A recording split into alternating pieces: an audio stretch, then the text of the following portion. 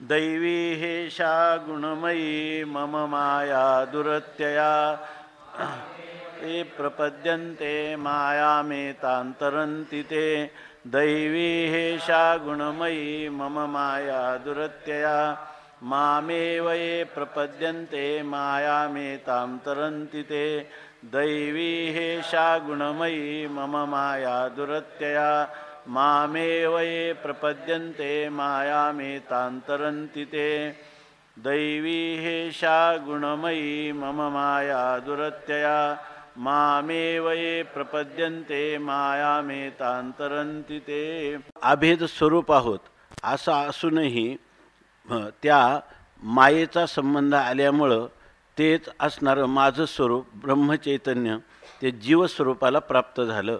इथं माया म्हणजे अविद्येशी संबंध केल्यामुळं. अविद्येचं स्वरूप काय तर आपल्या आत्मस्वरूपाचा त्यांना विसर झाला. आपल्या आत्मस्वरूपाचं ज्ञान नसल्यामुळं ते त्या ठिकाणी कारण नसताना शरीराला मी आणि शरीर संबंधी असणाऱ्यांना माझं अशा प्रकारच्या अहंता आणि ममता यामुळं ते विषयांध झाले.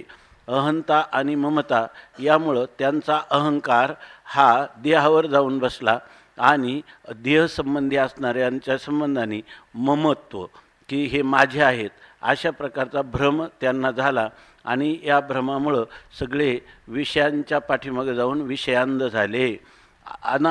आता जर ही स्थिती आहे तर ह्या विषयांध झालेल्या जीवांना पुन्हा आपल्या मूळ स्वरूपापर्यंत जाता येईल का आणि जाण्यासाठी काही साधनं आहेत का हे सांगत असताना भगवान स्वतः मुखतः सांगतात की हे फार अवघड गोष्ट आहे.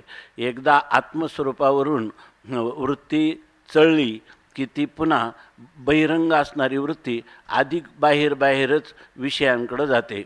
ऐहिक किंवा पारलौकिक असणाऱ्या विषयांच्या ठिकाणीच सुख शोधते, परंतु त्याच्यापासून परान्मुख होऊन अंतर्मुख होऊन आपला अधिष्ठान चैतन्य वृत्तीचं अधिष्ठान चैतन्य हे असंग निर्विकार ब्रह्म आहे, थोडक्यात कुटस्थच ब्रह्मरूप आहे, या गोष्टीकडे सहसा प्रवृत्त होत नाही. आणि प्रवृत्त झाली तरीसुद्धा ही मायेचा संबंध केला याचाच अर्थ ही माया तरून जाणं किंवा मायेचा निराश करणं ही गोष्ट अत्यंत कठीण आहे. तेव्हा ह्या मायेचा निराश कोण करील आणि कसा करील तर यासाठी सांगितलं मायेचा निराश करण्यासाठी प्रथमतः या मायेचा नियंता असणारा माया ज्याच्या वशीभूत आहे असा असणारा जो मायावी परमात्मा ईश्वर त्या ईश्वराची शरणागती केली तर मात्र तुका म्हणे माया होय दासी लागे पाया. तर या ठिकाणी सांगतात माम एव ए प्रपद्यन्ते जे मला शरण येतात ते येताम मायाम तरंती ते ह्या माया नदीपासून तरून जातात. कारण ईश्वराच्या वशीभूत माया असल्यामुळं आणि जीव मायेच्या अधीन असल्यामुळं आणि माया ईश्वराच्या अधीन असल्यामुळं जर जीवाने ईश्वराची शरणागती केली तर तो या मायेतून तरून जातो. म्हणजे ईश्वर शरणागत पुरुष मायेतून तरून जातो. त्याच्या अगोदर हे सांगितलं की मम माया दुरत्या या ही माया अत्यंत दुरत्य म्हणजे तिचं अतिक्रमण करणं ही अत्यंत कठीण गोष्ट आहे. पण त्याच्यामध्ये भगवान म्हणतात मम माया याचा अर्थ ती माझ्या अधीन आहेत. जीवाला वशीभूत करीत असली तरी मात्र माझ्या ती माया वशीभूत आहे. जीव मायेच्या वशीभूत आहे आणि माया माझ्या वशीभूत आहे म्हणून ती मम माया आहे. ती दुरत्यय आहे. जे अभक्त आहेत त्यांना तिचं अतिक्रमण करणं हे दुरापास्त गोष्ट आहे. पण ज्यांना माझी शरणागती ज्यांनी जीवनामध्ये केली माम ए प्रपद्यन्ते. दुसरी गोष्ट एवकाराने सांगतात की जे मला शरण आले तेच ह्या मायेतून तरून जातात. अशा प्रकारचा सिद्धांत भगवंतांनी सांगितला. आपण त्याचं चिंतन केलं. आता भगवान संत सम्राट माऊली या संबंधाने काय सांगतात विस्ताराने मनुष्याणाम सहस्रेषु आणि दैवी हेषा गुणमयी. आता उर्वरित अध्यायामध्ये ह्या दोन श्लोक माऊलीने अत्यंत विस्ताराने या ठिकाणी ह्या दोन श्लोकांची व्याख्या केलेली आहे. तेव्हा ह्या व्याख्या तर असं आहे की या व्याख्येमध्ये नुसतं माऊलीनं केलेलं वर्णन हा समजून घेणं हा सुद्धा एक मोठा घाट आहे. आणि त्याचं कारण म्हणजे त्याच्यात काय काय प्रक्रिया आल्यात वगैरे असाचा अर्थ नाही. फक्त या ठिकाणी प्राचीन असणारी जी मराठी भाषा त्या मराठी भाषेतली जी शब्दयोजना केलेली आहे त्या शब्दयोजना समजावून घ्यायला थोडंसं कठीण जातं. त्यातला आशय फार मोठा आहे अशातला भाग नाही. म्हणून आता आपण माऊली काय म्हणतात ते पाहू. आता महदादी हे माझी माया, उतरोन या धनंजया, मी होई जे हे आया कैसेनिये. अशी जर माझी माया आहे तर ती आता महदादी म्हणजे मायेचं पहिलं कार्य आहे महत्त्व. प्रकृतेर महान ततो अहंकारः तस्मात् गणश्च षोडशकः तस्मादपि षोडशकात पंचभ्य पंचभूतानी. अशी सांख्यानी जगत उत्पत्ती संबंधाने एक कारिका सांगितलेली आहे. सांख्य कारिका आहे ईश्वर कृष्णांची. त्याप्रमाणे या ठिकाणी वेदांतामध्येही आध्यारोपाच्या भाषेत जवळजवळ तसाच स्वीकार केलेला आहे. फक्त त्याच्यामध्ये केवळ प्रकृतीचा जे काय प्रकृती स्वतंत्र असून ती पुरुषाला बंधमोक्ष देते किंवा पुरुषांचं नानात्व किंवा जीवाचं ब्रह्मरूपत्व आणि प्रकृतीचं स्वतंत्रत्व हे मानलेलं नाही. अशा रीतीनं या ठिकाणी हा या श्लोकाचं चिंतन करत असताना सृष्टीचा विस्तार कसा होतो किंवा मायेचा विस्तार कसा होतो, मायेचा परिणाम कसा होतो याविषयी सांगताना मायेचा पहिला परिणाम आहे प्रकृतेर महान, महत्त्व. इथं म्हणतात महदादी म्हणजे महत आहे आधी ज्याच्या, म्हणजे महत्त्व आहे आधी, नंतर आहे अहंकार, नंतर आहेत पंचतन्मात्रा, पंच ज्ञानेंद्रिय, पंचकर्मेंद्रिय, उभयेंद्रियात्मक असणारं मन आणि पंचमहाभूत. एवढं ह्या मायेचं कार्य आहे. त्याच्यातलं महत्त्व आधी आहे. म्हणून म्हणतात की महदादी हे माझी माया.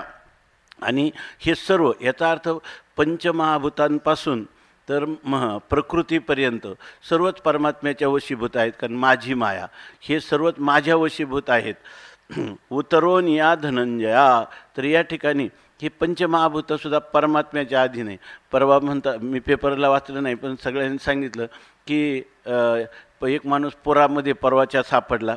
आपली माऊली परत आली त्या दिवशी आणि तो 8 तास समाधीपर्यंत पाणी होते. एक समाधी लागली, त्याला धरून राहिला आणि पुन्हा त्याची काय झाली, सकाळी 6 वाजता तो काय हाक मारली, कोण गेलं, पोलिसांनी योजना केली, त्याला बाहेर काढलं. आता एवढ्या मोठ्या महापुरात रात्रभर 7 तास का 8 तास तो तिथं होता. आणि हे कोणतं महाभूत कोपलेलं होतं? जलमहाभूत. जलप्रलय झाला आणि त्याच्यामध्ये तो वाचला की नाही? त्याच्यामध्ये कशावर? ह्या महाभूताची कृपा आहे. महाभूताची कृपा कोणत्या? जड महाभूत काय कृपा करणार आहे? आणि जीवाचं काय सामर्थ्य होतं त्याला महापुरातून तरण्याचं? ही ईश्वराची माया असल्यामुळे ईश्वराने त्याचं काही पूर्वकर्म म्हणा, पुण्यही म्हणा, त्याच्यामुळे त्याला पूर्णपणे वाचवलं. म्हणजे याचा अर्थ काय? ह्या सर्व महाभूतांच्यावरही नियंत्रण कोणाचं आहे? परमात्म्याचं. कुठपासून? तर प्रकृतीचं संपूर्ण प्रकृती आणि प्रकृती कार्य याच्यातून जर आपल्याला उत्तीर्ण व्हायचं असेल ते पहिल्यांदा त्याच्यावर नियंत्रण कोणाचं? जीवाचं तर नाही आहे. कोणाचं? परमात्म्याचं आहे. आणि याविषयी श्रुतीप्रमाण आहे की हे काय एक श्रुती आहे की सर्वात महद्भूत असणारा महद्भूत कोण आहे? परमात्मा आहे. सर्वात महान सर्वात परमात्मा आहे, निरपेक्ष व्यापक असणारा. आणि त्याच्या अधीन ही सगळी पंचमहाभूत, महत्त्व, अहंकार सर्व त्याच्या अधीन आहे. म्हणून म्हणतात महदादी हे माझी माया. अशी जी माझी माया आहे ते उतरोन या, तिच्यातून उतरून जायचं म्हणजे उत्तीर्ण व्हायचं, म्हणजे मायेच्या परतीराला पोचायचं.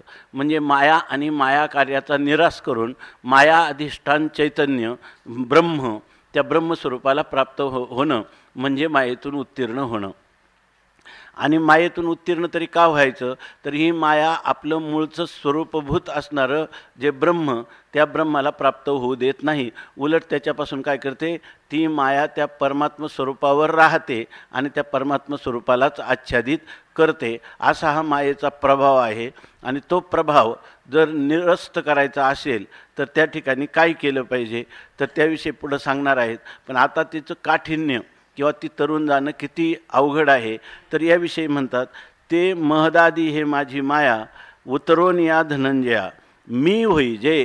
ती एकदा उत्तीर्ण झाली का मग त्याला काय होता येईल? मी म्हणजे माझं स्वरूप, म्हणजे ब्रह्मस्वरूप होई जे, त्याला ब्रह्मस्वरूपाला प्राप्त करता येईल.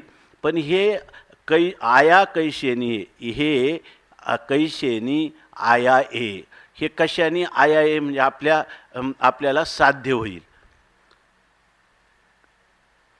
भगवंताच्या मायेतून उत्तीर्ण होऊन भगवंताचं जे मूलभूत स्वरूप आहे, स्वतःसिद्ध स्वयंप्रकाश, ते मी होईजे, ते मीच आहे असं साध्य कशाने प्राप्त होईल म्हणजे कोणत्या कैशेनी म्हणजे कोणत्या साधनाने हे साध्य म्हणजे मी ब्रह्म आहे अशा ब्रह्मस्वरूपाचा निश्चय त्याला कशाने बरं होईल अशा प्रकारचं सांगतात. मग त्याची साधनं सांगायला पाहिजे. असं का म्हणतात? ही मायानदी उत्तीर्ण होण्याहून ब्रह्मस्वरूप होण्याचं जे साध्य आहे ते कोणत्या साधनाने प्राप्त होईल याचा अर्थ ही उत्तीर्ण होणं अत्यंत कठीण आहे. कशी कठीण आहे, का कठीण आहे याविषयी सांगतात. जे ब्रह्माचळाचा आधाडा, पहिल्या संकल्प जळाचा उभडा, सवेची महाभूतांचा बुडबुडा साना आला. जी म्हणजे जी माया नदी आहे, त्या माया नदी कुठून निघाली तर ब्रह्माचळाचा आधाडा, ब्रह्मरूपी एक पर्वत आहे आणि त्या हा ब्रह्मरूपी पर्वत हाच कोणी आधाडा म्हणजे एक कडा, त्या कड्यावरून ही निघालेली आहे. आणि म्हणजे नदीचा उगम जसा पर्वतामधील एखाद्या कड्यावरून किंवा एखाद्या कंदरामधून होतो किंवा तुटलेल्या कड्यामधून होतो, त्याप्रमाणे ब्रह्माचळाचा आधाडा हा ब्रह्मरूपी जो अचळ म्हणजे पर्वत आणि त्याचा आधाडा म्हणजे कडा, आणि त्याच्यापासून ती खाली निघाली. आधाडा म्हणजे खाली निघाल्यानंतर म्हणजे ती मायारूपी नदी आहे, तिचा उगम कुठे आहे? ब्रह्मरूपी पर्वताच्या कड्यावरून आहे. ब्रह्मरूपी सगळ्या पर्वतावरून नाही, पर्वतातल्या कुठल्या तरी एका देशात होतो. म्हणून आपल्याकडं सांगितलं ना, सभूमी लगेच बोला, सभूमीम विश्वतो वृत्वा आत्यतिष्ठ दशांगुलम. सगळ्या परमात्म्याच्या संपूर्ण स्वरूपातून स्वरूपावर माया राहते का माया त्याच्या एका अंशावर राहते? म्हणून तोच तिचा काय आहे? आधाडा म्हणजे तुटलेला कडा, म्हणजे त्याच्या एका अंशावर ही मायारूपी नदी आहे. ती नदी काय होते? उगम पावते. आणि उगम पाडल्यानंतर त्या ठिकाणी कधी होईल? मायेचा आणि ब्रह्माचा संबंध आला. म्हणजे माया, ब्रह्म आणि मायेमध्ये पडलेलं परमात्म्याचं प्रतिबिंब, बरोबर ना? हे तिन्ही मिळून काय होतं? ईश्वर, बरोबर ना? तिन्ही मिळून ईश्वर होतो. आणि त्या ईश्वराच्या ठिकाणी पहिल्या संकल्प जळाचा उभडा, आणि तेव्हा त्याला काय होतं? पहिला संकल्प होतो. कोणता संकल्प होतो त्याला?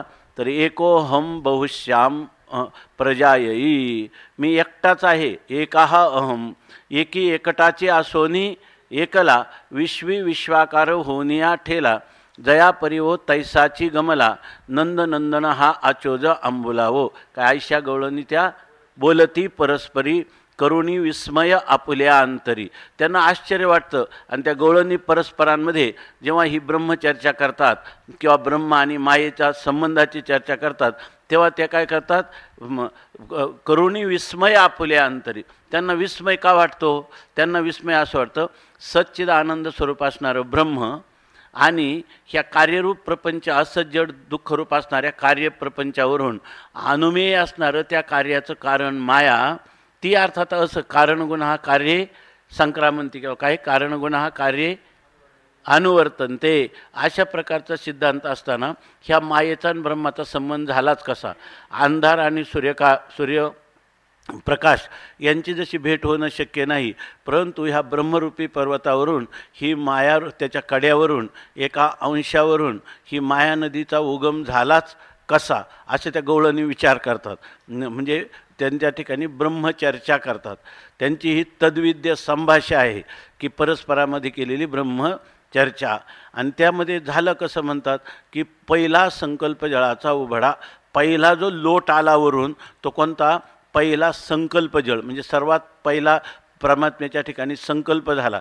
पहिल्यांदा ब्रह्म आणि मायेचा संबंध, ब्रह्म अनादी, माया अनादी, ब्रह्म आणि मायेचा संबंधही अनादी असा आहे. आणि त्यामध्ये जेव्हा मायेच्या संबंधाने ते निर्गुण निर्विकार ब्रह्म ईश्वर भावाला प्राप्त झालं तेव्हा त्याच्या ठिकाणी संकल्प झाला आणि तो संकल्प असा झाला की एकाहम बहुश्याम, मी एकटाच आहे, मी अनेकत्वाला प्राप्त व्हावं, हा त्या संकल्पजळाचा आलेला लोट आहे.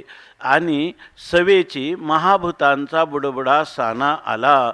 आणि त्या झाल्याबरोबर सवेचे लगेच परमात्म्याला संकल्प झाल्याबरोबर त्याचा संकल्पची झाला त्या प्रसवता, व त्याचा संकल्प त्याला प्रसवता झाला. म्हणजे याचा अर्थ त्याचा संकल्प झाल्याबरोबर तत्काल या ठिकाणी त्या परमात्म्यापासून ही कार्यरूप सृष्टी सगळी उत्पन्न झाली. खरं याच्यामध्ये माया प्राधान्य आहे का ब्रह्म प्राधान्य आहे, म्हणजे अधिष्ठान प्राधान्य आहे का? बरोबर बोलतो का महाराज? कारणाचं प्राधान्य आहे का अधिष्ठानाचं प्राधान्य सिद्ध होतं? अधिष्ठानाचं म्हणून त्यांचं म्हणतं का त्याचा संकल्प. याचा अर्थ ही जड असणारी सृष्टी कोणत्याही जड कारणापासून उत्पन्न झालेली नाही. म्हणून जड कारणवादाचा निराश करून वेद या ठिकाणी चैतन्य कारणवादाची स्थापना करतो किंवा त्याचं प्राधान्य या ठिकाणी किंवा वस्तुनिष्ठता सांगतो. वेदाचं मनोगत हे केवळ ब्रह्मचैतन्याच्या अधिष्ठानावरच ह्या जगदाभास आहे. म्हणून या ठिकाणी ह्या अध्यस्थ पदार्थापेक्षा त्याला अधिष्ठानाची प्राधान्यता सांगितली पाहिजे. कारण अधिष्ठाना वाचून अध्यस्थ पदार्थाला स्वतंत्र सत्ता नाही. म्हणजे हा जो सिद्धांत आहे वेदाचा तोच माऊली या ठिकाणी हे जगत कसं उत्पन्न झालं हे अध्यारोपाच्या भाषेत सांगत असताना या सृष्टी उत्पत्ती संबंधी असं सांगतात की सवेची महाभूतांचा बुडबुडा आला. तत्काल ही पंचमहाभूतं या ठिकाणी उत्पन्न झाली. सवेची म्हणजे संकल्प, याच्यातून ईश्वराच्या ठिकाणी असणारं जे काही कर्तुम अकर्तुम अन्यथा कर्तुम शक्ती किंवा सामर्थ्य आहे ते सामर्थ्य सांगितलेलं आहे. आणि त्या सामर्थ्याला अभिभूत करणारं दुसरं कोणीही नाही. ईश्वराच्या तो सर्व समर्थ अशा प्रकारचा आहे. आणि ईश्वर हा सर्वज्ञ आणि सर्व शक्तिमान अशा ईश्वराची सिद्धी होते. म्हणजे श्रुतीनं या ठिकाणी एकेश्वरवाद सांगितलेला आहे. देवता अनंत नाही, एकच परमात्मा, एकी एकटाची आसोनी एकला, असं त्याचं वर्णन करतात. आणि पुन्हा म्हणतात पंचमहाभूतांचा बुडबुडा आला. याच्यातून पंचमहाभूत बुडबुड आहे ना, त्या माऊलींनी काय त्या ओव्या आठवल्या तर सांगा की 9व्या अध्यायामध्ये सांगितलं पाण्यावरच बुडबुडा येतो की नाही. पाण्या वाचून बुडबुडा आहे का? पण बुडबुड्यात पाणी आहे का? कारण आता जे 7व्या अध्यायात गेलं ना, न त्वहम तेषु ते मयी, मी त्यांच्यामध्ये नाही. बुडबुड्यात पाणी आहे का? नाही. तसं ह्या प्राणीमात्रांमध्ये मी आहे का? नाही. पण ते मयी, परंतु ते सगळे प्राणीमात्र माझ्यामध्ये आहेत की नाही? कारण माझ्या अधिष्ठानावातून ते स्वतंत्र राहू शकत नाही. म्हणून त्यांनी लिहिलं बुडबुडा हा पाण्या वाचून नाही, पण बुडबुडा पाण्यात आहे. पण आपलं बुडबुडा पाण्यात आहे पण बुडबुड्यात पाणी नाही. त्याप्रमाणे माझ्यामध्ये हे सर्व विश्व आहे परंतु त्या विश्वात मी नाही. याचं स्पष्ट आहे ना. परितया फेना तू पाहता काय जेवी जळ न दिसे पंडुसता. त्या पाण्यामध्ये त्या फेनामध्ये म्हणजे फेसामध्ये म्हणजे बुडबुड्यामध्ये जरी पाणी पाहिलं तर पाणी नाही. पुढं काय तेवी. त्याप्रमाणे हा अर्थ हाच की आम्ही ते मत्स्थानी त्याच्यावरच आहे का ते मत्स्थानी सर्वभूतानी न चाहम तेष्वस्थितः.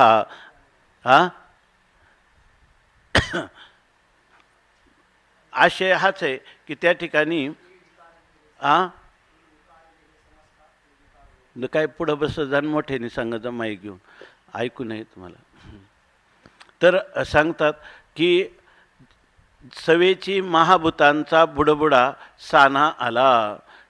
महाभूतांचा बुडबुडा आला आणि लगेच आला.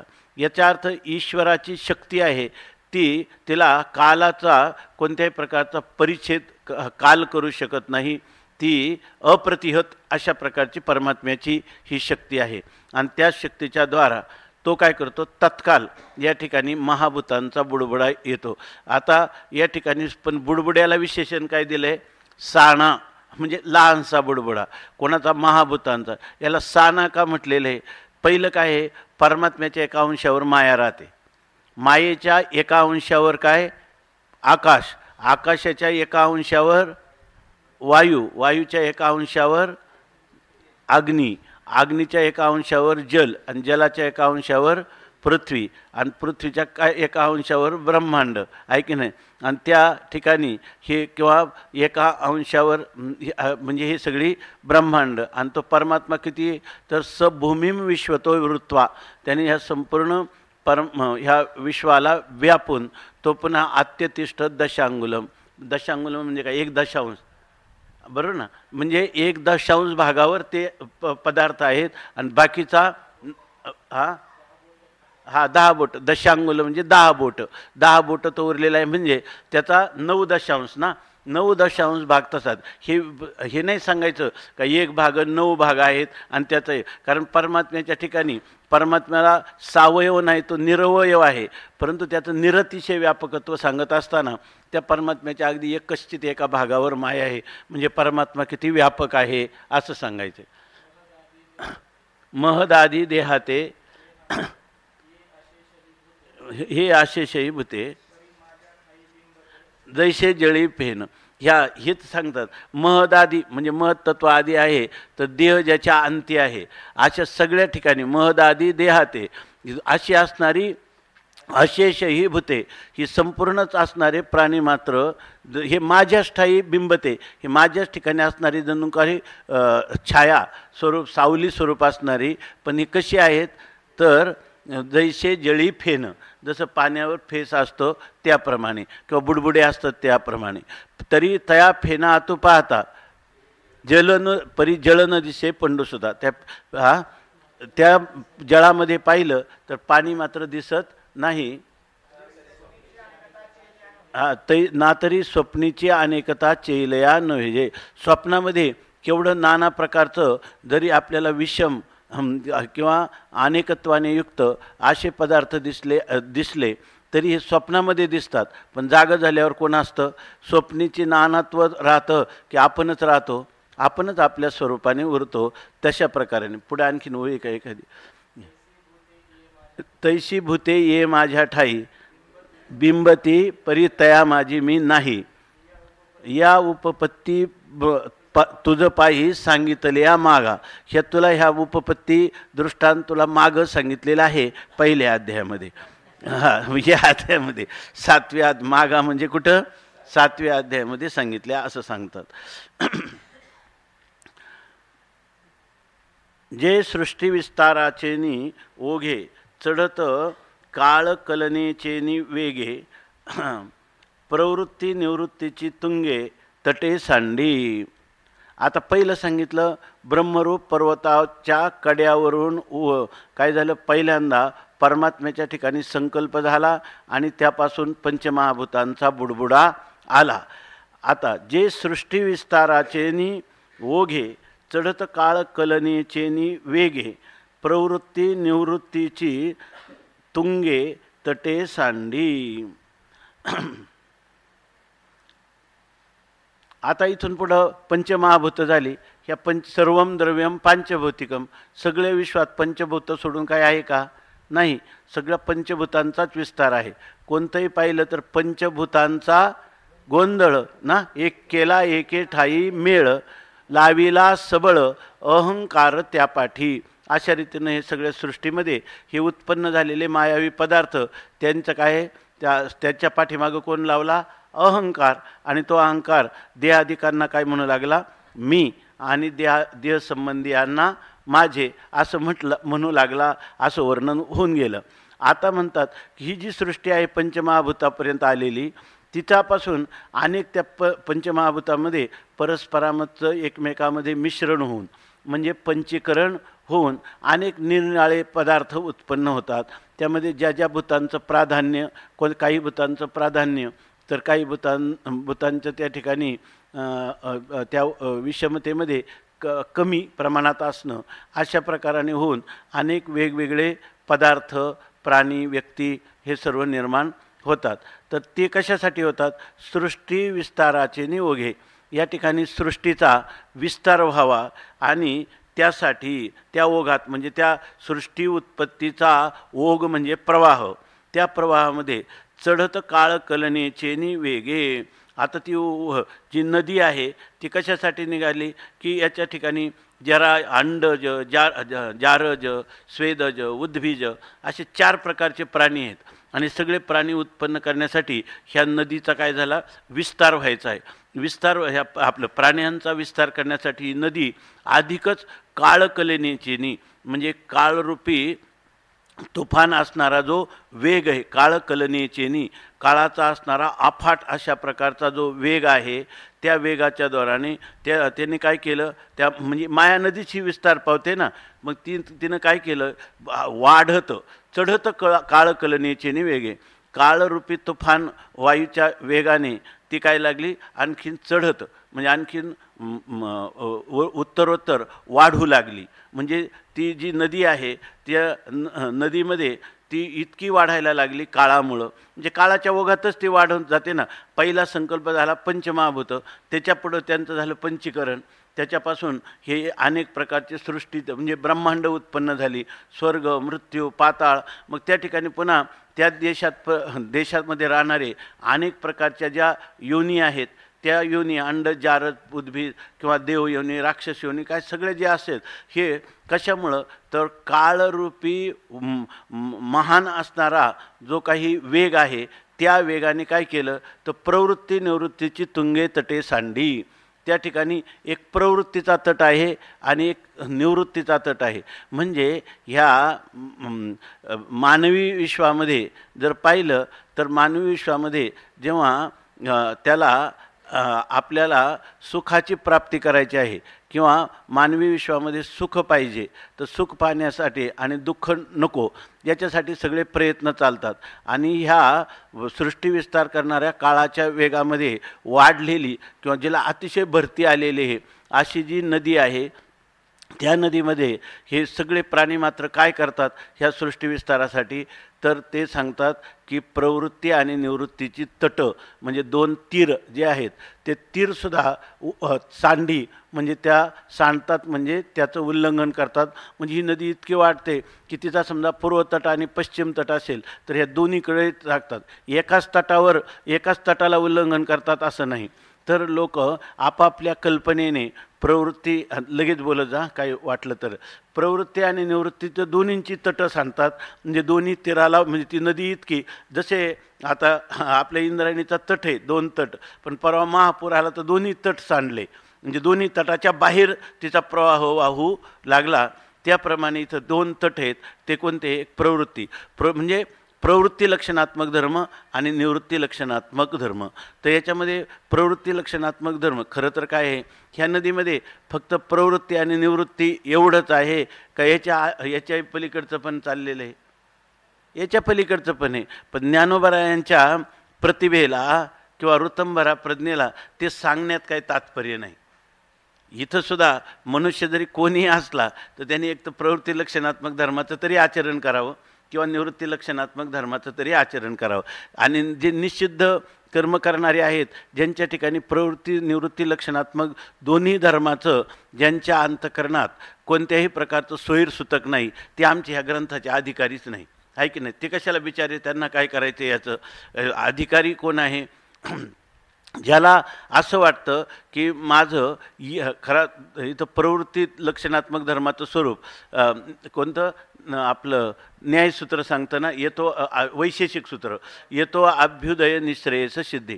माणसाच्या जीवनात कमी कमी एवढं वाटलं पाहिजे की माझं इहलोकातलं आता जे चालू सद्य प्राप्त असणारं जे जीवन आहे त्या जीवनामध्ये मला अभ्युदय म्हणजे सर्व प्रकारची ह्या मृत्यूलोकातली अनुकूल असणारी शब्दस्पर्शरूप रसा गंधापासून पंचविषयापासून मिळणारी सुख ती मला शांतपणाने प्राप्त व्हावीत भोगायला मिळावीत आणि ती निष्प्रतिबंध अशा प्रकारचं मला भोगायला मिळावी असं वाटणं एक वेळ ह्या मानवी जीवनामध्ये क्षम्य आहे.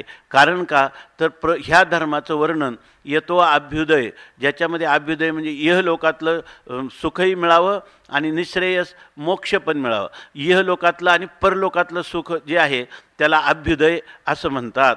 आणि निश्रेयस म्हणजे मला केवळ या लोकातलं सुखाची मला गरज नाही. इतकंच नाही तर परलोकातलं जे सुख आहे म्हणती संसारी जन्मीजे मग यज्ञाधिक कर्म कीजे तेने स्वर्गसुख भोगीजे मनोहर. अशा प्रकारचं मनोहर स्वर्गसुखसुद्धा मला नको. या ठिकाणी ऐहिकीचे का पारत्रीचे भोग पायिक झाली या इच्छेचे परिभोगावे हे नरुचे मना माझी. या ठिकाणी यलोकातलेही भोग नको आणि परलोकातलेही भोग नको. जोपर्यंत ऐहिक आणि पारलौकिक सुखासाठी मी माझे अनेक जन्मच्या जन्म अनेक कल्पच्या कल्प घातले, ज्या अर्थी मी आज जन्माला आलो याचा अर्थ मी कायम जन्म मरण परंपरेतच सापडलो. किती जन्म झाला फेरा गणित नाही जी दातारा पडिलो आवर्ती भुवरा ओळसा थोरा मायाजाळी. अशा प्रकारचं किती वेळा जन्मा यावे आणि नित्य व्हावे फजित अशा प्रकारची माझी स्थिती आहे.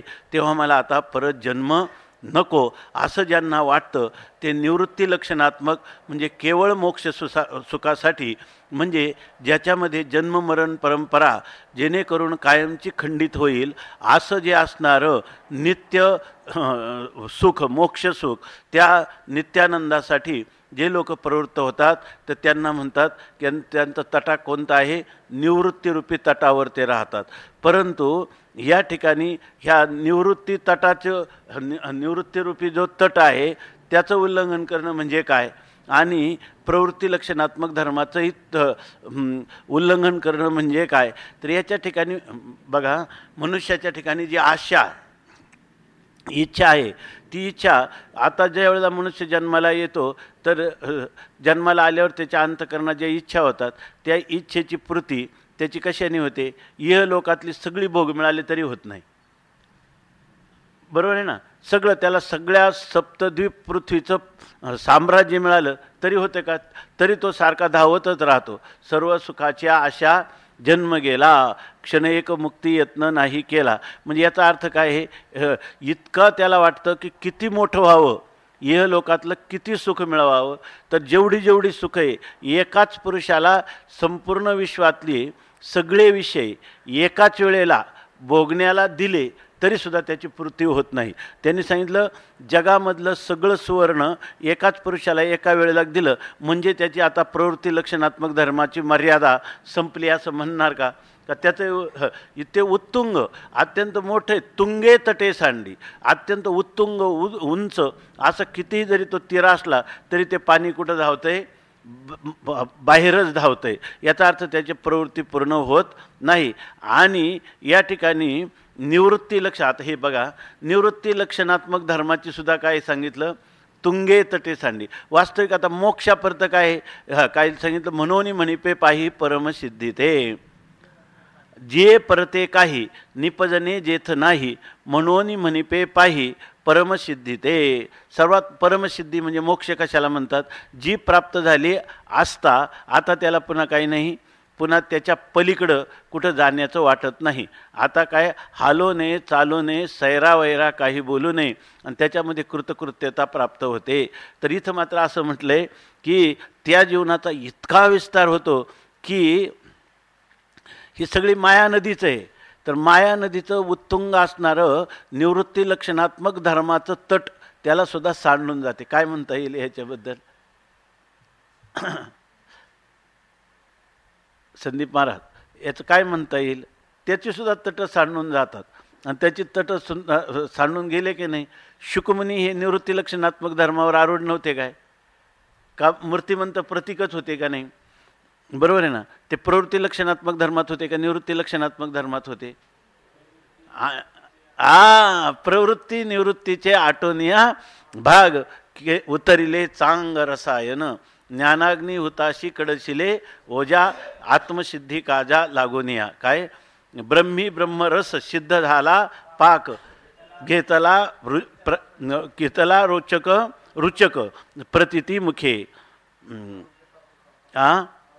आरोग्यता तुका पावला अष्टांगी निजविला काय निजात्म रंगे. आरोग्यता तुका पावला अष्टांगी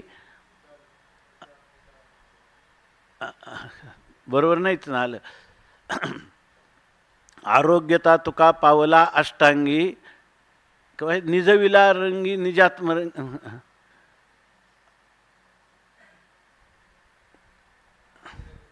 हा मिरविला का निरविला मिरविला रंगी निजात्मरंगे असे मिरविला हे काय आहे निज ह्याला आरोग्यता अष्टांग सर्वच अंगाने त्याचं आरोग्य स्वास्थ्य प्राप्त झालं आपल्या स्वरूपस्थिती प्राप्त झाली आणि आपल्या निजात्म रंगात रंगला म्हणजे त्या ठिकाणी जिथं प्रवृत्ती पण नाही आणि निवृत्ती पण नाही म्हणायचं झालं तर काय आहे की सत्वापत्तीनंतर असंसक्ती पदार्थाभावीनी तुर्यगा ह्या अवस्थेपर्यंत जाणं सुद्धा काय आहे निवृत्ती लक्षणात्मक तट सांडणं नाही कोणतं आहे तर त्या ठिकाणी तुर्यातीत बरोबर ना तुर्यातीत होणं हे खरं निवृत्ती लक्षणात्मक धर्माचा उत्तुंग तटाला सांडणं आहे अशा प्रकारचे हे माऊलींनी काय याच्यामध्ये आपल्याला जेवढं काय म्हणतो जितकं आपल्याला अनुसंधान किंवा चिंतन करता येईल तसे शब्द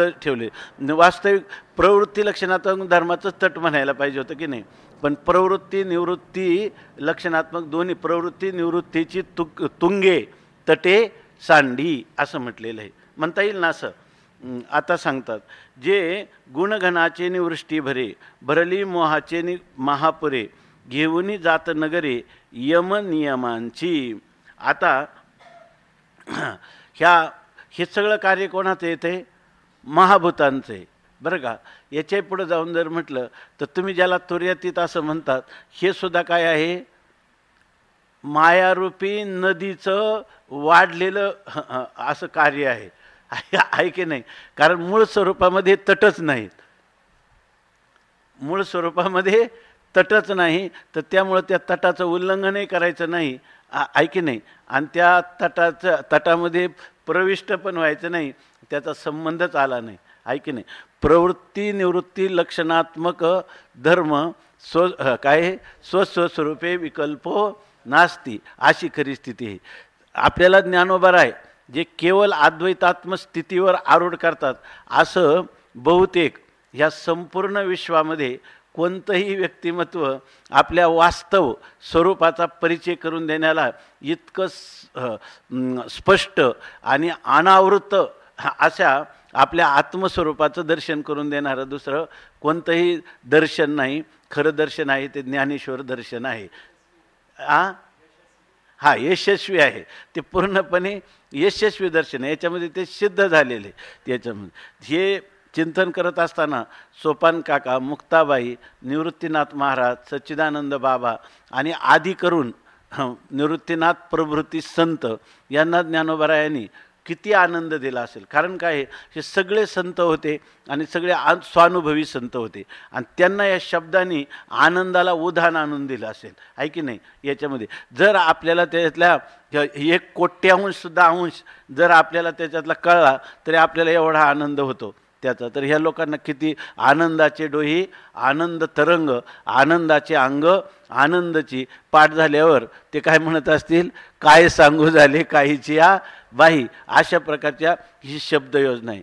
ज्ञानेश्वर महाराज हे शब्दसृष्टीचे प्रभू आहेत की नाही त्याचे प्रभू आहेत स्वामी आहेत अधिपती आहेत जे गुणगणाचे नि वृष्टी भरे भरली मोहाचे नि महापुरे घेऊनी जात नगरे यम नियमांची आता ही नदी आहे आणि ह्या नदीमध्ये आणखीन काय आहे इंद्रायणी वेगाने प्रवाहित होणारी आहे किंवा गंगा ही जी इकडून देहराडून हरिद्वार ऋषिकेशून किती त्या नदीचा प्रवाह आहे आणि त्या प्रवाहामध्ये जर समजा मोठमोठे परवा बघा 4 वाजता पाऊस आला होता इतका आला की बाहेर जायचं उघडला लवकरच विचार करून बाहेर जाईपर्यंत उघडूनच गेला पण तितका झाला की न जाणू ढगफुटी झाली का काय एका वेळेस जायचं सगळंच घेऊन आपण जागं झालं पाहिजे नाही तर पाणी आल्यावर काय करणार कशामुळं अगोदरच पाऊस आणि ती आपली अगोदरच तुडुंब भरलेली आणि वेगाने प्रवाहित होणारी नदी. आणि गुणघनाचे म्हणजे गुणरूपी म्हणजे त्रिगुणरूपी जे घन म्हणजे मेघ आहेत आणि त्या मेघाने वृष्टी भरे, त्यांचा मेघांच्या वृष्टीचा पावसाचा काय आहे भर आहे. म्हणजे ते मेघ काय करतात मुसळधार अशा प्रकारची वर्षा करतात गुणघनाचेनी. आणि त्याच्यामुळे येणारा काय आहे महापूर आहे. पूर नाही, हा काय आहे महापूर आहे. तसं ह्या त्रिगुणात्मिक असणाऱ्या मायेमध्ये ह्या त्रिगुणांची त्रिगुणरूपी मेघापासून इतकी वृष्टी होते की मुसळधार, आणि त्यामुळं भरली मोहाचेनी महापुरे. आणि जसजसे 3 गुण आहेत त्या मनुष्याला मोहांध काय झाले, कशामुळं झाले, मोहामुळं जीव जे आहेत ते अगोदरच विषयांध झालेले आहेत. मोह म्हणजे काय विपरीत भावना, अधिष्ठानाच्या यथार्थ ज्ञान न झाल्यामुळं किंवा अधिष्ठानाच्या सामान्य ज्ञान आणि विशेष स्वरूपाच्या अज्ञान यामुळं जीवांना काय झाला भ्रम झालेला आहे, अन्यथा ज्ञान झालेलं आहे.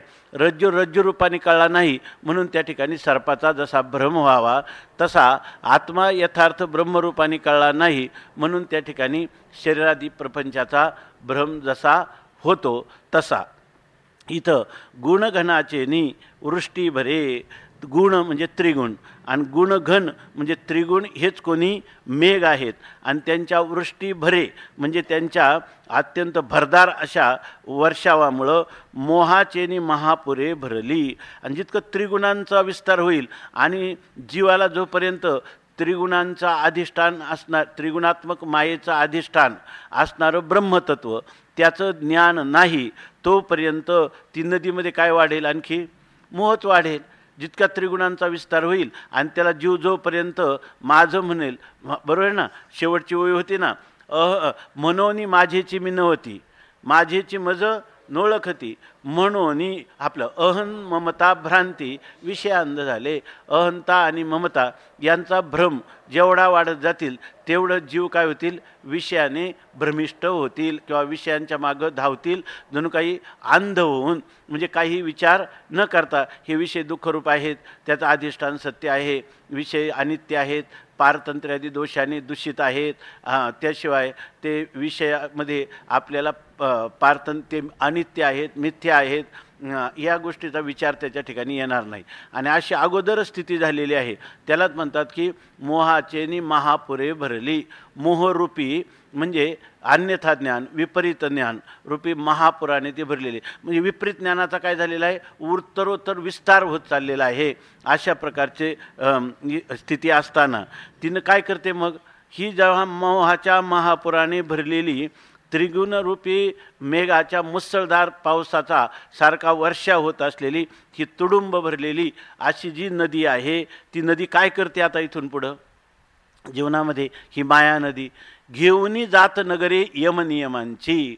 पहिल्यांदा ती एकदा महापूर आला की ज्याच्यावर आता पाठीमागं 6वा अध्याय झाला, 6व्या अध्यायामध्ये आपण जेव्हा आपल्या आत्मतत्वाला जाणण्यासाठी निघतो किंवा आपले योगयुक्त होण्यासाठी निघतो त्यावेळेला त्यांनी लिहिलं की त्याला युक्तीचे अंग पावे. ती युक्ती कोणती आहे तर ती युक्ती आहे यमनियम, आसन प्राणायाम, धारणा, ध्यान, समाधी, प्रत्याहार अगोदर घ्यायचा. तर अशा प्रकारची ही अष्टांग योगामध्ये पहिली सुरुवात कुठून होते, यमनियमापासून. कोणताही माणसाला जर बारकाईने पाहिले, हे ज्ञानेश्वरीतला अत्युच्च कोटीचं असणारं तत्त्वज्ञान आणि त्या तत्त्वज्ञानाचं फल जरी आपल्याला जीवनामध्ये मिळालं नाही तरी आपली खरी तहान किंवा खरी आपल्या अंतःकरणामध्ये उत्कट भूक कशाची आहे की मला समाधान प्राप्त व्हावं, मी ते ज्ञानाने प्राप्त करावं का भक्तीनं करावं की कर्मकांडाने करावं की नीतिशास्त्राने करावं का व्यवहारात मन मानेल तसं करावं, याचे मार्ग जरी अनेक असले तरीसुद्धा पण मनुष्याला प्रत्येकाची अंतःकरणातून मागणी आहे, मला निष्प्रतिबंध आनंद प्राप्त व्हावा आणि दुःख संबंध रहित अशा प्रकारचं निर्भेळ निर्विषय सुख मला प्राप्त व्हावं, ही तर सगळ्या मानवजातीची मागणी आहे.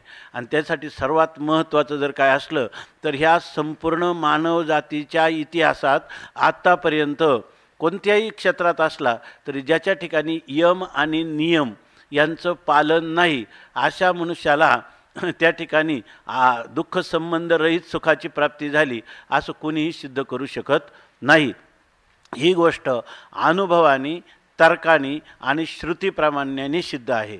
म्हणून आपण जेवढे काही विचार करतो ना, दररोज शास्त्राचं केलेलं चिंतन मनन, त्याच्यापेक्षा आपण यमनियमांचं किती उल्लंघन करतो किंवा यमनियमांचं किती पालन करतो.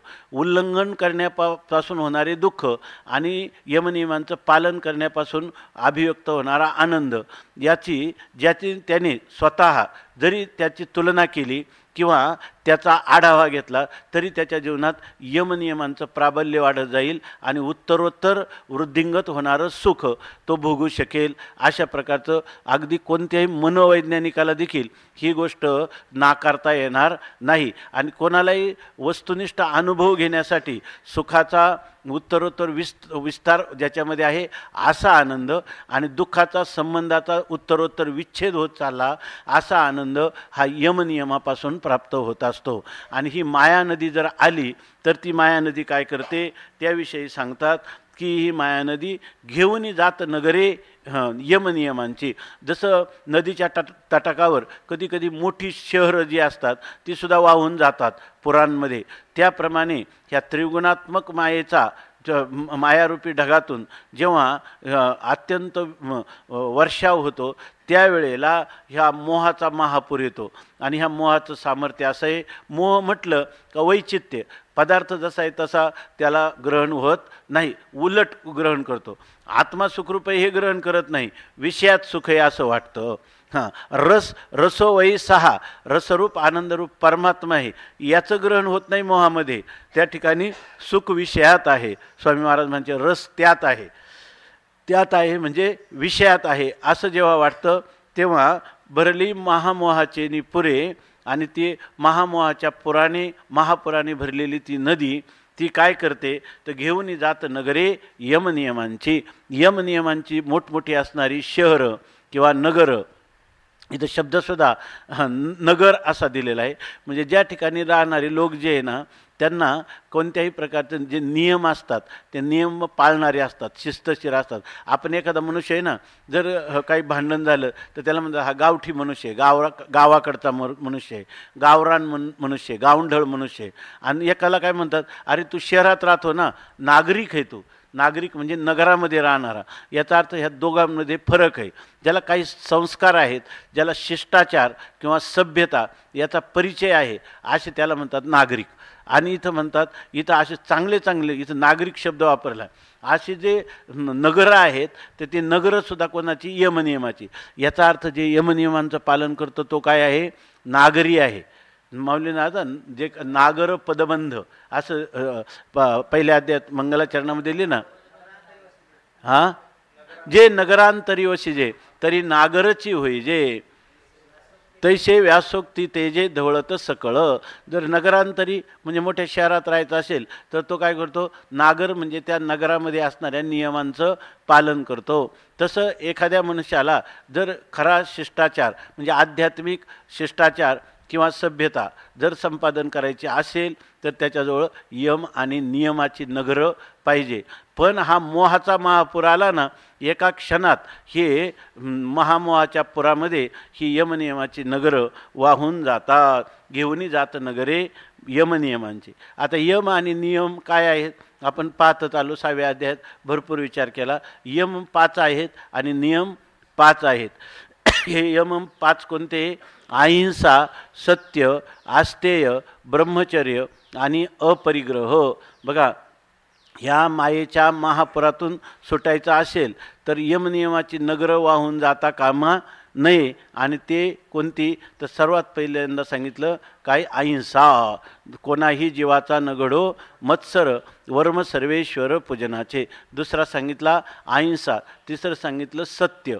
आपण कोणत्याही केलेल्या क्रियेमध्ये शास्त्राज्ञेचं उल्लंघन न करता केवळ सत्य वचन, सत्य क्रिया, सत्य भावना किंवा सद्विचार अशा आपल्या अंतःकरणात असले पाहिजे. असा मनुष्य त्याला देव मानणारा नसला, नास्तिक जरी असला, परंतु तो या ठिकाणी यमनियमाने संपन्न असला तो केवळ त्याला म्हणतात ना धर्माशी नीतीशी शेषभरी. केवळ नीतिशास्त्रात नयती इति नीती जी आपल्याला आपल्या स्वसमाधानापर्यंत नेते तिला म्हणतात नीती. म्हणून आपल्याकडे कामंदक नीतीसारखी शास्त्र देखील झालेली आहेत आणि त्याचा भरपूर विचार केलेला आहे. कितीतरी लोक असतात की ते लोक धर्म मानत नाही पण नीतिशास्त्र मानतात. इकडे एक आमच्या ओळखीचे मित्र आले होते आणि त्यांना म्हणलं काय परदेशात राहता, तुम्ही भारतात मध्ये राहायला पाहिजे, आपला भारत देश किती धर्माने संपन्न आहे, तिकडे काय तुम्ही राहता. ते मला म्हटलं मामा ते नको सांगू म्हणे, आम्ही जर तिथं एखाद्या तारेवर आमचा एक बनियन वाळायला घातला, 8 दिवस आम्ही गावाला गेलो आणि परत आलो तर तो बनियन त्याच जागेवर असतो. तुमच्या इथं इंद्रायणीला कोणी जर ह्या धोतर वाळायला घातलं आणि तासभराने गेला तर सापडेल का त्याला. तिथं अभंग पाठ करता करता धोतर वाळेपर्यंत सुद्धा त्याला 4 वेळा पाहावं लागतं धोतर आहे की नाही, आहे की नाही. आता या ठिकाणी नीती नियम जे आहेत त्यांना नीती आहे जरी धर्म नसेल तर. आणि खरं तर आपलं तत्त्वज्ञान भारतीय तत्त्वज्ञान असं सांगतं की ती धर्माशी नीतीशी शेषभरी. ह्या ठिकाणी समाधानासाठी धर्मशास्त्र आणि नीतिशास्त्र ह्या दोघांचं काय केलेलं आहे शेषभरी म्हणजे मळवट भरलेलं आहे, म्हणजे लग्न लावलेलं आहे. नीतीला सोडून धर्म नाही आणि धर्माला सोडून नीती नाही. नीती आणि धर्म ह्या दोघांचं सार समानपणाने पालन केलं जातं असे आहे. तर या सर्वांचं पायाभूत कोण असतील तर हे यमनियम आहेत. त्या यमनियमामध्ये अहिंसा, सत्य म्हणजे सत्य बोलणं वगैरे, याच्यामध्ये सत्य बोलणं, सत्य करणं, सत्य विचार, सद्भावना, सत्क्रिया अशा प्रकारचं हे सत्य आहे. आणि खरं सत्य काय आहे, ऋतम सत्यम, जे वेदाने सांगितलेलं जे सत्य आहे ते खरं सत्य आहे. आणि वेदाने सांगितलेलं सत्य कोणतं आहे की जे सत्यम एव जयते, असं सत्य कोण आहे, सत्यतू सत्यतू सत्यतू विठ्ठला, अशा प्रकारचा परमात्मा सत्स्वरूप आहे. किंवा सत्य म्हणजे काय श्रद्धेचं हे काय श्रत म्हणजे सत आणि त्याला धारण करण्याची जी शक्ती तिला श्रद्धा असं म्हणतात. आणि पुढं सांगतात की काय अहिंसा सत्य अस्तेय, अस्तेय म्हणजे चोरी न करणं. म्हणजे या ठिकाणी धर्मशास्त्र, नीतिशास्त्र, अध्यात्मशास्त्र यामध्ये कोणाची वस्तू त्याला न विचारता जरी आपण घेतली तरी त्याच्या ठिकाणी त्याला चौर्याचं पातक लागतं. म्हणजे दुसऱ्याची वस्तू घ्यायचीच नाही, न्यायची तर नाही, पण त्याला न विचारता त्याला स्पर्श देखील करायचा नाही, त्याला म्हणतात अस्तेय. चौथं सांगितलं ब्रह्मचर्य. ब्रह्मचर्य हे प्रत्येक आश्रमानुरूप वेगळं सांगितलेलं आहे. ब्रह्मचर्य आश्रम आहे, त्या आश्रमातलं ब्रह्मचर्य आहे, नैष्ठिक ब्रह्मचर्य आहे, उपकुर्वाण ब्रह्मचर्य आहे. नंतर गृहस्थाश्रमामध्ये ऋतव भार्याम उपेयात पुत्रतंतु मा विवच्छेदसी अशा ज्या आज्ञा आहेत त्या आज्ञेचं पालन करण्याने गृहस्थ आपलं गेलं काल की अशा ठिकाणी बाहेरून दिसताना काय मोक्षतीर्थीचे मुक्ते संसार भोगी असं गृहस्थाश्रमातलं ब्रह्मचर्य सांगितलं, वानप्रस्थात आश्रमातलं ब्रह्मचर्य सांगितलं, संन्यास आश्रमातलं ब्रह्मचर्य सांगितलं. हे ब्रह्मचर्य नीतिशास्त्र, भक्तिशास्त्र, वेदांतशास्त्र किंवा कोणत्याही प्रकारचं शास्त्रचिंतन करण्याला ब्रह्मचर्य हे एक साधन सांगितलं. आणि 5वं साधन सांगितलं अपरिग्रह. म्हणजे आपल्याला जेवढ्या जीवनावश्यक वस्तू आहेत त्याच्यापेक्षा अधिक मिळवणं आणि त्याचं साठवून संचय करणं याला म्हणतात परिग्रह. परितः गृह्णाती, आपल्या स्वभावार्थ असणारे सगळ्या वस्तू ह्या आपल्यालाच असाव्यात, दुसऱ्यांना नको असं म्हणून गृह्णाती नाम पकडती, म्हणजे त्याला पकडतो, त्याला सोडत नाही.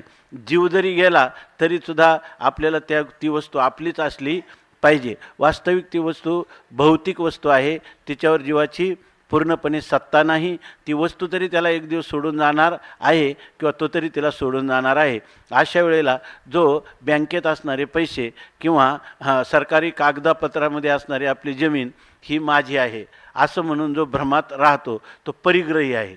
म्हणून म्हणतात की अपरिग्रह हा एक 5वा यम सांगितलेला आहे. त्याच्यानंतर नियम सांगितले 5. ते नियम कोणते सांगितले, शौच, संतोष, स्वाध्याय, ईश्वर प्रणिधान आणि काय सांगितलं तप, शौच, संतोष, तप, स्वाध्याय आणि ईश्वर प्रणिधान अशा प्रकारचे 5 नियम या ठिकाणी सांगितले. शौच म्हणजे त्याचे 2 प्रकार सांगितले, आभ्यंतर शौच आणि बाह्य शौच. या ठिकाणी बाह्य शौच म्हणजे स्नान, मृत्तिका, शेण वगैरे लावून बाह्य शरीराची शुद्धी करणं. आभ्यंतर शौच म्हणजे जे काम, क्रोध, लोभ, मद, मत्सर ज्याच्यामुळं आपलं अंतःकरण पावलोपावली दग्ध होत राहतं, त्या अंतःकरणाची शांतीसाठी त्या ठिकाणी समजा आपल्या अंतःकरणाचं नैष्ठुर्य आहे तर त्याला काय म्हणतात महाराज, सूत्र आहे की ते त्याच्या विरुद्ध अशा प्रकारचं समजा निष्ठुर अंतःकरण आहे तर दया, मैत्री, करुणा, मुदिता, उपेक्षा, भावनातः चित्तप्रसादनम ना, चित्तप्रसाधनम ना, सुख दुःख पुण्य विषयानाम महा. ते सुख दुःख पुण्य अपुण्य आणि दुःख तर यांच्याविषयी कधी कधी आपल्या जीवनामध्ये काय असलं पाहिजे. पहिल्यांदा सुख, जे आनंदी लोक आहेत त्यांच्याकडे पाहून त्यांच्या आनंदाने आनंदी, दुःखी लोक आहेत त्यांच्याविषयी आपल्या अंतःकरणात करुणा. नंतर पुण्यवान जे लोक आहेत त्यांना पाहून हर्ष, मुदिता, त्यांना पाहिलं की आपल्याला पुण्यवान लोक भेटले की काय पाहिजे, आनंद झाला पाहिजे. आणि जे पापी लोक जर भेटले त्यांच्यापेक्षा उपेक्षा ना, त्यांच्याविषयी आपल्या अंतःकरणामध्ये उपेक्षा असली पाहिजे. अशी जर आपली जीवन पद्धती असेल तर आपण कशाचं पालन करतो. या ठिकाणी चित्तशुद्धी करता हे कोणतं चाललंय नियम, त्याच्यापैकी कोणता शौच. हे शौच आभ्यंतर शौच आहे.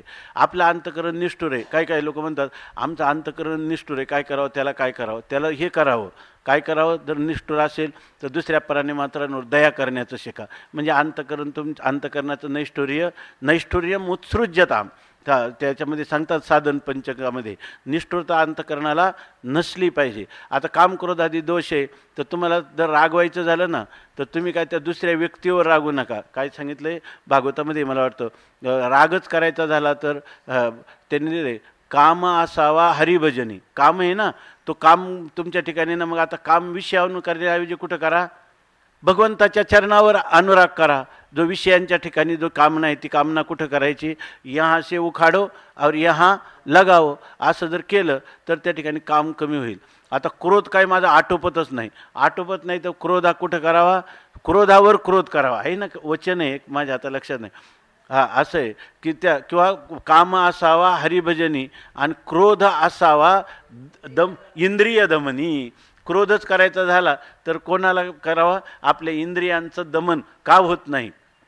क्रोध काय आहे, क्रोध हा दोष माझ्या हातून का जात नाही ह्याच्याविषयी इतका क्रोध आला पाहिजे का क्रोधाचं मी उट्टच काढीन, म्हणजे मी क्रोध करणारच नाही अशी भावना काय करते, क्रोधाचा उपशम करते. अशा प्रकारचे आभ्यंतर शौच आणि बाह्य शौच जे का तात्कालिक आपण पाण्याने वगैरे स्नान करणं.